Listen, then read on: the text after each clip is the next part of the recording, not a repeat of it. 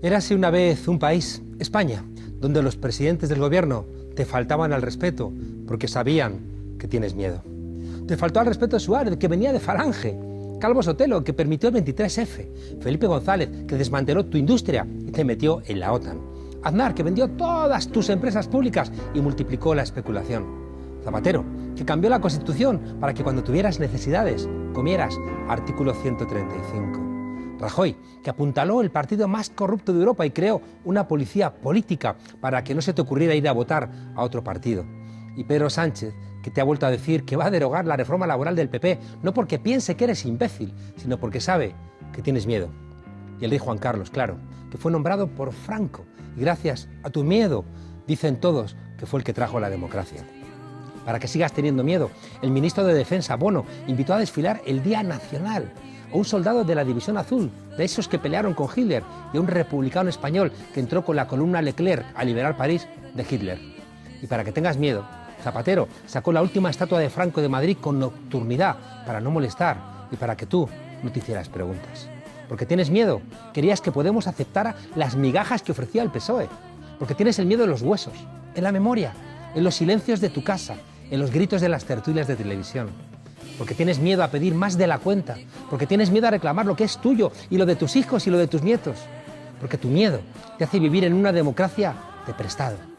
Pedro Sánchez no sabe mucho, ni siquiera sabe de los asuntos de su tesis doctoral, pero sabe que tienes miedo. Y por eso te dijo que le votaras para frenar a la derecha. Y luego le pidió el voto para ser presidente a la derecha.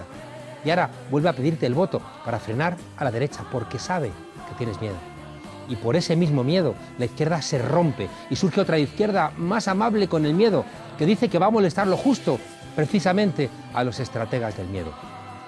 Porque saben que tienes miedo, dicen que los 4 millones de votos de Unidas Podemos no tienen derecho a gobernar, y tú, asustado, asientes.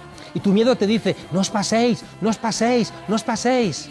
Pero no te das cuenta de que quien te dicta ese pensamiento es precisamente tu miedo.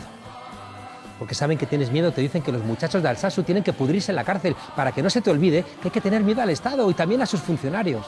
Y ese miedo es el que tiene encarcelados a políticos en Cataluña.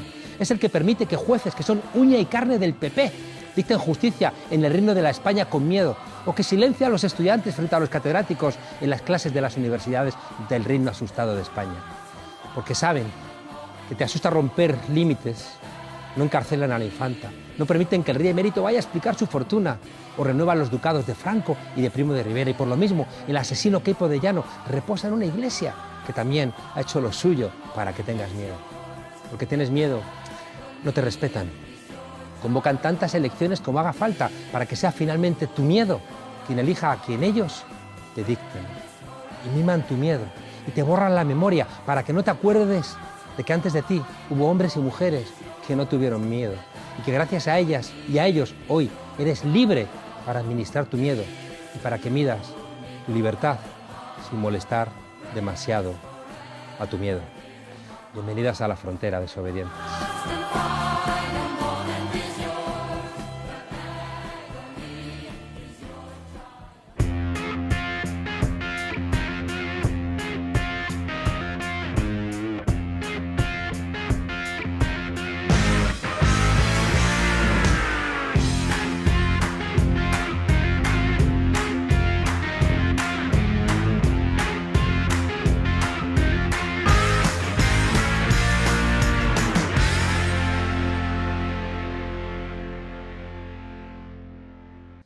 Esta semana pasada la frontera se desplazó a un barrio de Bogotá.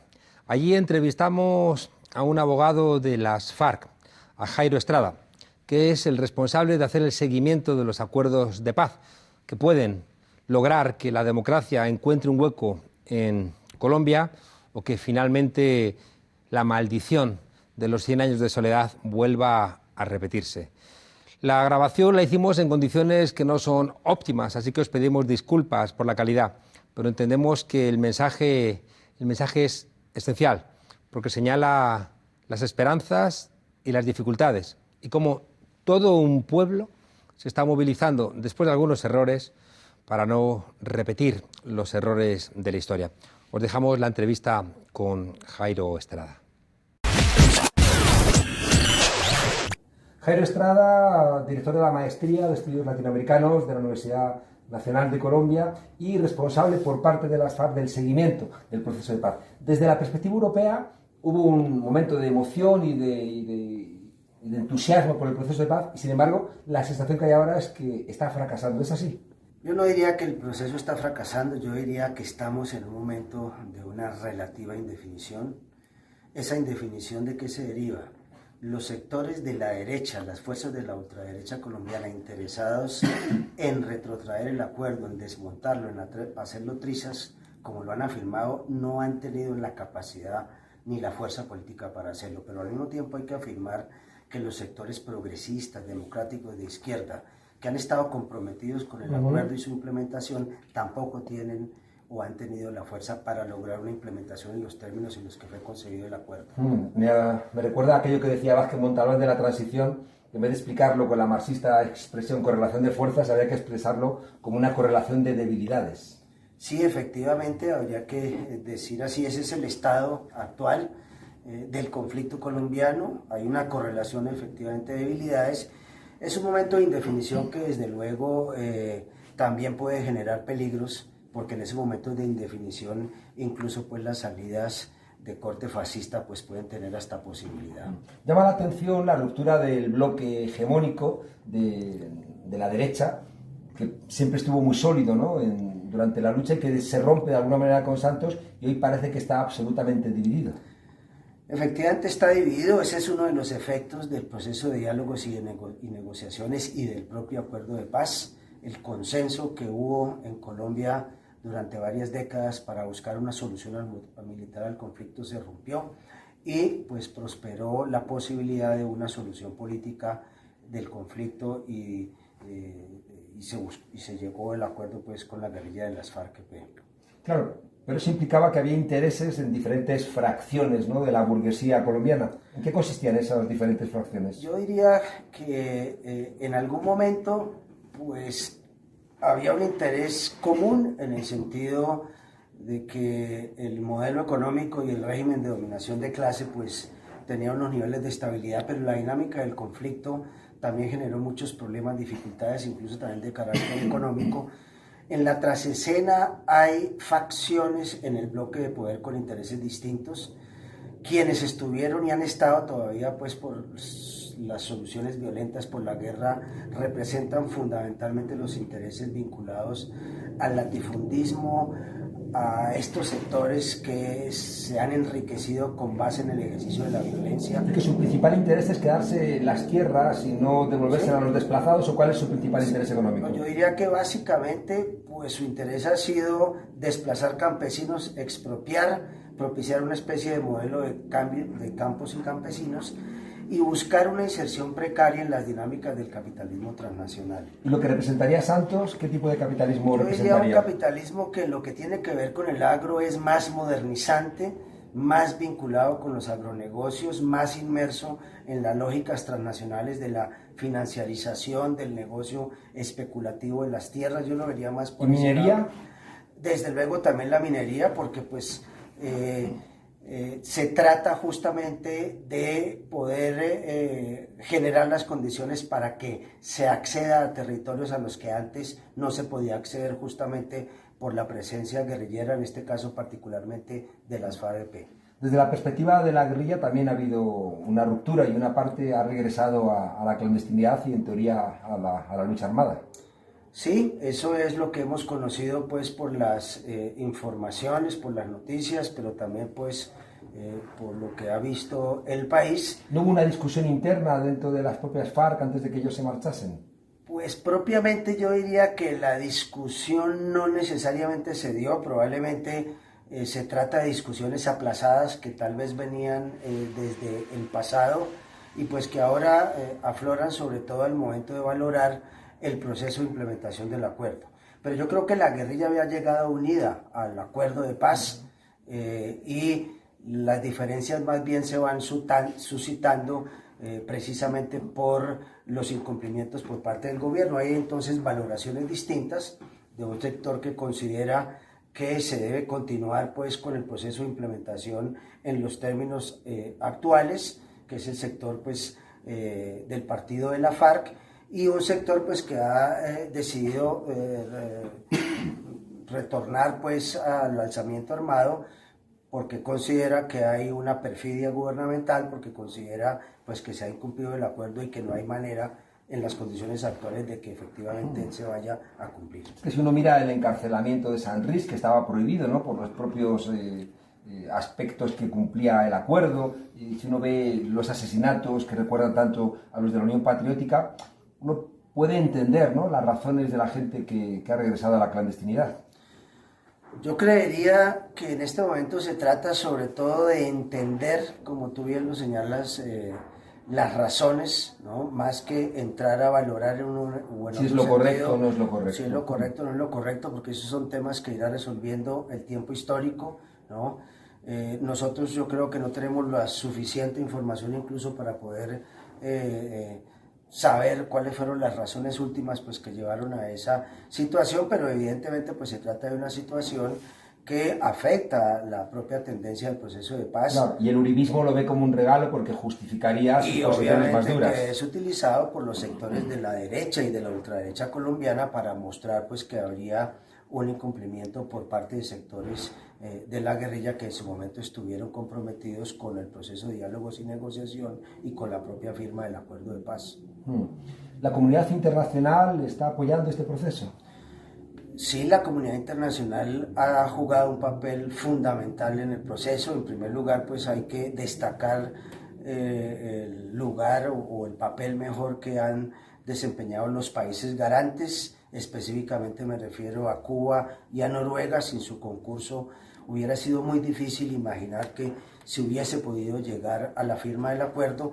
Adicionalmente hay que destacar el papel de las Naciones Unidas del Consejo de Seguridad. Actualmente hay una misión de Naciones Unidas, entre tanto una segunda que tiene justamente la tarea de verificar el proceso de reincorporación, y gracias a esa misión y a la presión internacional, pues este gobierno y también el gobierno anterior se ha visto comprometido con la implementación, porque tampoco es que digamos que la implementación ha sido un fracaso, sino que estamos frente a una situación de complejidad, ha sido conflictiva, contradictoria, desigual y diferenciada, diría yo, pero pues se está justamente moviendo en el contexto propio de esta sociedad, de los conflictos propios de esta sociedad. ¿Cuáles han sido los países que más se han comprometido con el proceso de paz? Bueno, yo reitero, aquí habría que decir en primer lugar que sin Venezuela, en su momento sin Hugo Chávez y sin Cuba hubiera sido imposible imaginar un proceso de paz en Colombia.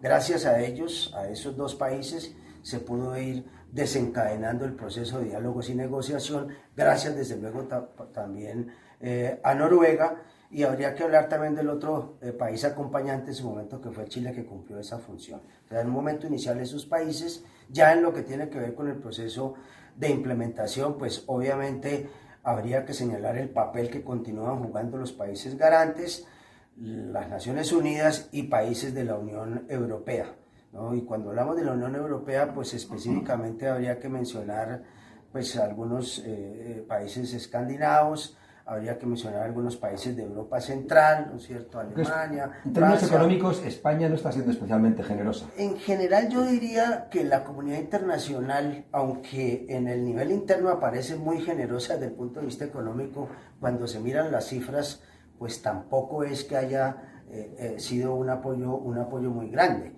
Además eso es comprensible, porque realmente lo que se debería esperar es un compromiso del Estado colombiano para financiar la implementación. La comunidad internacional apenas cumple una función complementaria, y me parece que los sectores dominantes de este país han pretendido justamente que sea la comunidad internacional la que financie la implementación y no precisamente el gobierno, que debería hacer un mayor esfuerzo fiscal del que hasta ahora ha hecho.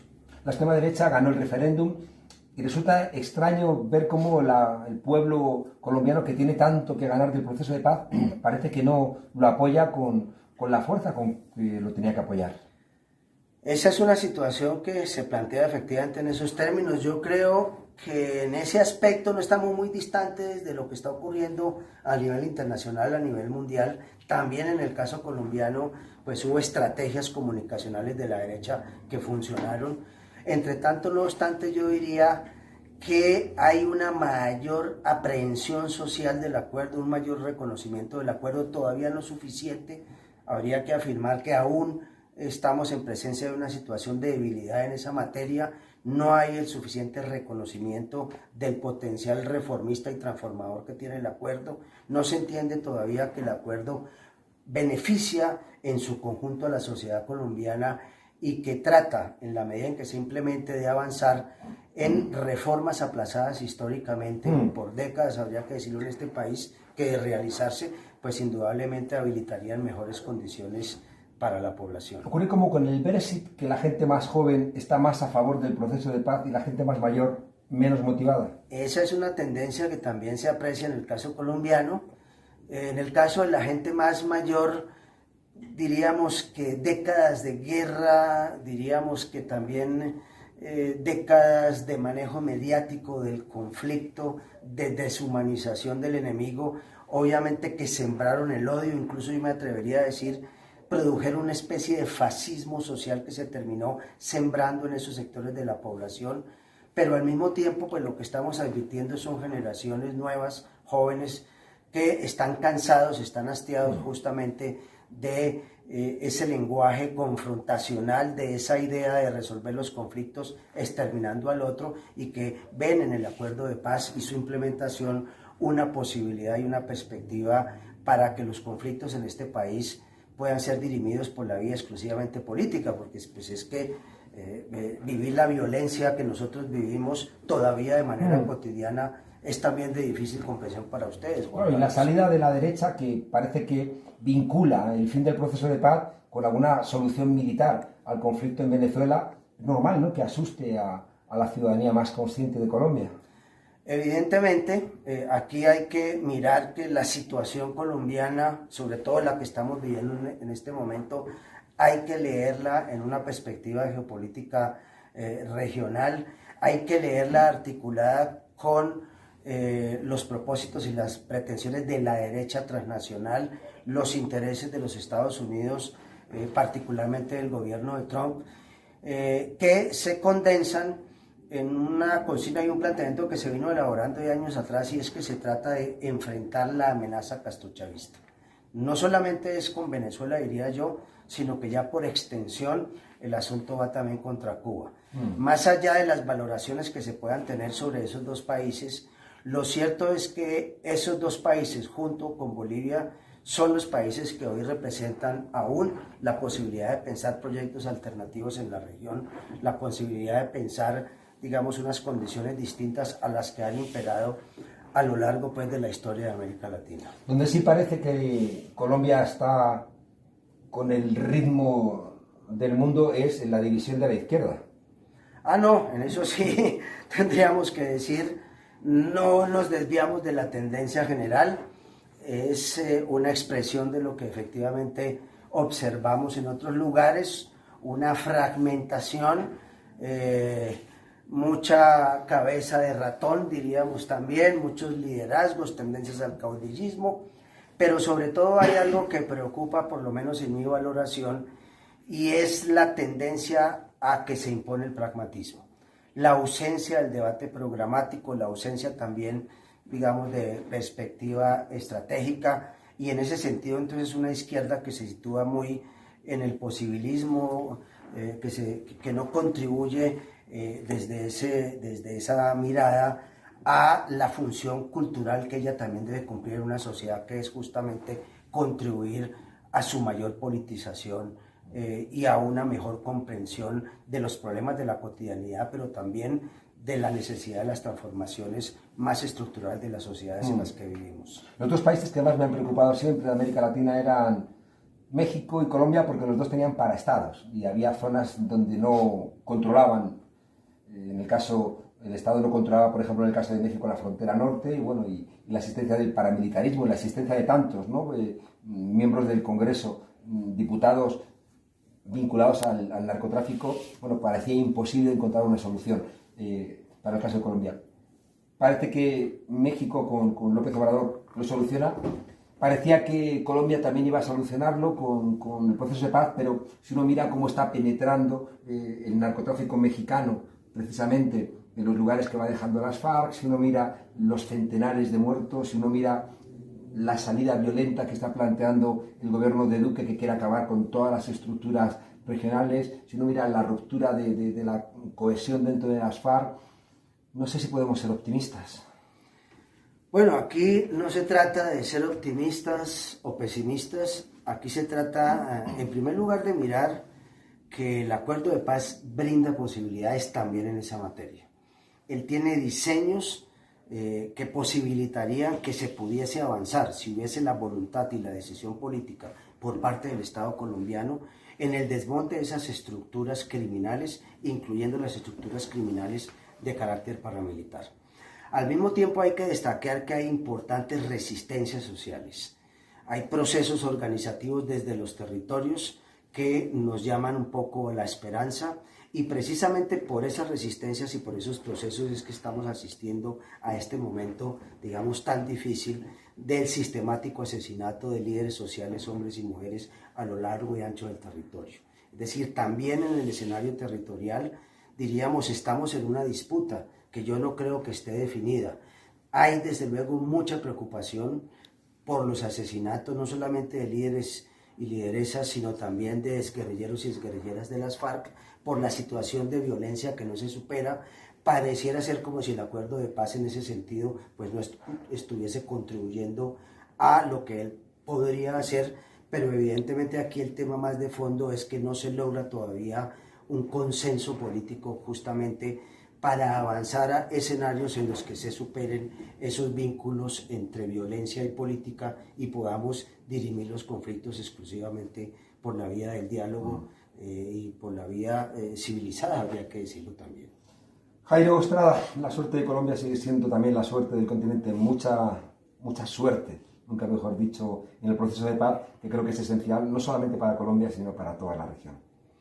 Así es, Juan Carlos, esa es también nuestra expectativa. Aspiramos que en la medida en que el acuerdo de paz se pueda implementar, se pueda contribuir a hacer de nuestra América una región de paz, una zona de paz, como ha sido la aspiración de los sectores democráticos, progresistas y revolucionarios de nuestra región. América Latina se moviliza otra vez en contra de las políticas neoliberales. En este caso, en Ecuador, en contra del gobierno de Lenín Moreno, que aplicó lo que en Ecuador se llama un paquetazo. Esto es políticas de ajuste. Lo diferente en el caso de Ecuador es que Lenín Moreno, durante su campaña electoral de la mano de Rafael Correa, dijo que en su gobierno no habría paquetazos, porque efectivamente llegó con un programa de continuidad de las políticas de Rafael Correa. Ya sabemos que cortó esa continuidad en casi todo, en la política exterior, en la política interna, y también implementó un paquetazo. Y en este caso, con el apoyo otra vez del Fondo Monetario Internacional. Ya el fondo le había otorgado a Ecuador en el mes de marzo 4.200 millones de dólares de préstamo. Otra vez Ecuador de la mano del Fondo Monetario Internacional. Y después del anuncio de Lenín Moreno, el Fondo Monetario Internacional elogió las políticas de ajuste. Lo que Lenín Moreno tal vez no pensaba es que iba a haber una respuesta de resistencia popular muy importante.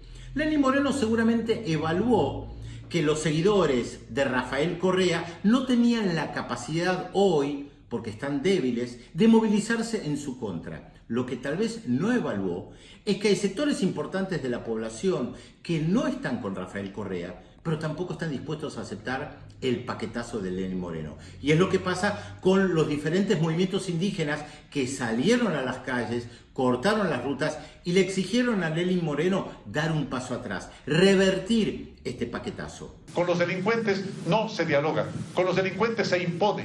Lenín Moreno dijo que él no iba a cambiar de opinión y además decretó el estado de excepción, que le da poderes muy amplios para reprimir y arrestar gente en las calles. Es interesante cómo algunos organismos internacionales o las cancillerías latinoamericanas o el secretario general de la Organización para Estados Americanos, Luis Almagro, que siempre salen inmediatamente cuando hay algo de represión en Venezuela, no hayan dicho ni una palabra de lo que está pasando en Ecuador, porque son políticas de ajuste con las que están de acuerdo. Son las mismas políticas de ajuste que se han implementado en la Argentina. Y vaya que interesante, tanto en la Argentina como en Ecuador, las políticas elogiadas por el Fondo Monetario Internacional han sido rechazadas. En la Argentina, con las elecciones primarias abiertas, simultáneas y obligatorias del 11 de agosto, que le dijeron a Mauricio Macri, no queremos más políticas de ajuste. Y ahora en Ecuador, con movilizaciones muy importantes en todo el país, que también le dicen a Lenín Moreno, no queremos más políticas de ajuste. Cabe preguntarse, ¿qué hace el Fondo Monetario Internacional en América Latina, que siempre que dice que lleva adelante políticas de ajuste, dice que lo hace en nombre de las mayorías populares? Y sin embargo, estas salen a las calles a protestar justamente en contra de las políticas de ajuste. En este caso, en Ecuador. Ante lo anterior, queremos preguntarnos dónde está la Alta Consejería Presidencial para los Derechos Humanos, que protege los intereses de quienes detentan el poder. Ha sido diseñado para el amedrentamiento y la instalación del miedo como estrategia de desmovilización de quienes luchan y de quienes se organizan. Lo paradójico es que quienes están armados parecen tener más miedo que nosotros mismos. Estando en Bogotá nos encontramos otra vez con un comportamiento intolerable por parte de un Estado que históricamente ha sido un Estado paramilitar y muy vinculado con el narcotráfico. Los estudiantes protestaban por un caso de corrupción y les mandaron a los antidisturbios. Incluso infiltrados pusieron bombas dentro de la universidad. Pudimos hablar con los estudiantes antes de que alguno de ellos tuviera que abandonar el país. Porque en Colombia, cuando te enfrentas al poder, te matan. Claro, entonces lo que sucedió fue que en medio de las manifestaciones que había en la universidad, que eran manifestaciones de parte de algunos estudiantes, unas personas extrañas a la universidad, dos personas extrañas a la universidad, se acercan y ponen una bolsa transparente en una de las canecas que son utilizadas para protegerse de los gases lacrimógenos, que es una práctica muy común entre los estudiantes. Ante el exceso de la fuerza, ante el exceso de los gases lacrimógenos, se prenden hogueras que permiten que se airee un poco la situación. Dos personas, repito, se acercan hacia la caneca donde estaba puesto esto en España, ante el bote de basura, y ponen las dos bolsas y le piden a la gente que se aleje, según los testimonios que hemos recogido, diciendo esto va a explotar.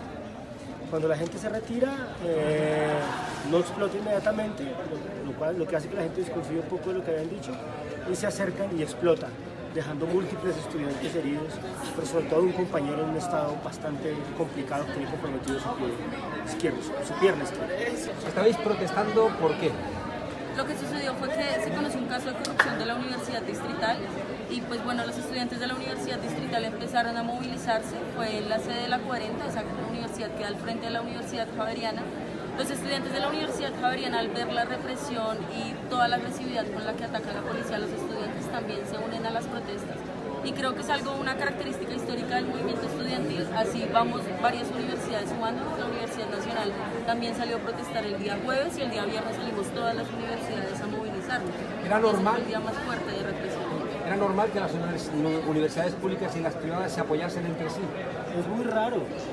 Es algo anormal realmente ver este tipo de sucesos, pero realmente esta situación viene desde el paro del año pasado, en el cual varias universidades, tanto públicas como privadas y tanto instituciones de educación técnicas y tecnológicas, se han ido solidarizando cada vez más con las luchas del movimiento estudiantil. Digamos que en esta oportunidad varias universidades se solidarizaron, tanto públicas como privadas, con la situación de la Universidad Distrital. ¿Qué relación tiene con el proceso de paz y con los propios riesgos del proceso de paz lo que estamos viendo aquí? Yo creo que todo lo que sucede dentro de las universidades tiene mucho que ver con la construcción de paz. No solo desde el acuerdo que se hizo en La Habana, sino los acuerdos que se hicieron con los estudiantes, nos dieron de nuevo una respuesta, y es que las universidades son, como le dije anteriormente, son los centros de pensamiento y los centros de construcción de paz. Y no puede existir una paz donde no haya una educación para la gente, mucho menos si son universidades públicas, con recursos públicos como la Universidad Distrital. Sí, en la misma universidad que es pública, que es la Universidad Distrital, se roban los recursos. A partir de eso, sin educación no puede haber la construcción de paz. Entonces creo que no solo, digamos, lo que sucede directamente con lo firmado en La Habana repercute o es un daño hacia la paz, sino el mismo hecho de que no haya educación, o sea, tener el derecho a la educación es un ataque mismo a la paz. El alcalde Peñalosa ha hecho unas declaraciones muy desafortunadas, prácticamente inculpando a los estudiantes de lo que ha ocurrido. Sí, el alcalde ha sostenido que lo que sucedió aquí fue una explosión por estudiantes que manipulaban explosivos, asunto que se dice sin probar, se dice a los medios como si cualquier cosa, subiendo los niveles de estigmatización de la universidad. Para el alcalde es muy importante este terreno donde estamos ubicados, porque es un terreno de altísimo valor inmobiliario, y la Universidad Pedagógica siempre ha estado ubicada en este lugar que le duele mucho a los grandes grupos económicos. Periodistas han sacado infinidad de twitters diciendo que la Universidad Pedagógica podría ser un lindísimo parque, un gran museo, pero nunca una universidad. Y digamos que las grandes constructoras siempre han estado detrás de este lugar. Entonces, estigmatizar la universidad tiene ganancias políticas para él, además en periodo electoral, pero además ganancias del sector inmobiliario. Por el otro lado, están los rectores como el rector de la Universidad Distrital, que se osa decir que entonces el problema es que hay grupos guerrilleros dentro de la universidad y así pues estigmatiza completamente al movimiento social, a los estudiantes. Y pues hoy en día, en un país en el que nos encontramos con líderes sociales asesinados todos los días, no hay nada más peligroso que decir lo que están diciendo rectores como el de la Universidad Distrital. Los estudiantes y las estudiantes que habéis protestado por este comportamiento, ¿corréis peligro realmente? Pues realmente con el accionar que ha adquirido el Estado en los últimos días, no solamente los estudiantes corremos riesgos, sino también las comisiones de verificación, las defensoras de derechos humanos, la población civil en general. Miércoles 2 de octubre de 2019, Hotel Tequendama de Bogotá. Acabo de despedir el programa de En la Frontera y todo parece ir bien, hasta que desde el control en Madrid se dan cuenta de un detalle que yo ni siquiera me había imaginado. Porque las mejores historias nacen de los sueños tranquilos. Hasta mañana, desobedientes. Advertimos que las imágenes que van a ver a continuación pueden herir la sensibilidad del espectador.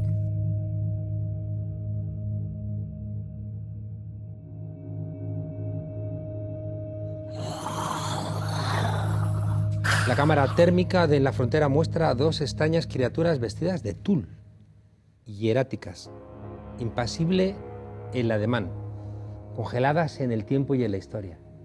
¿Por qué? Haciendo zoom sobre la imagen encontramos una estremecedora respuesta.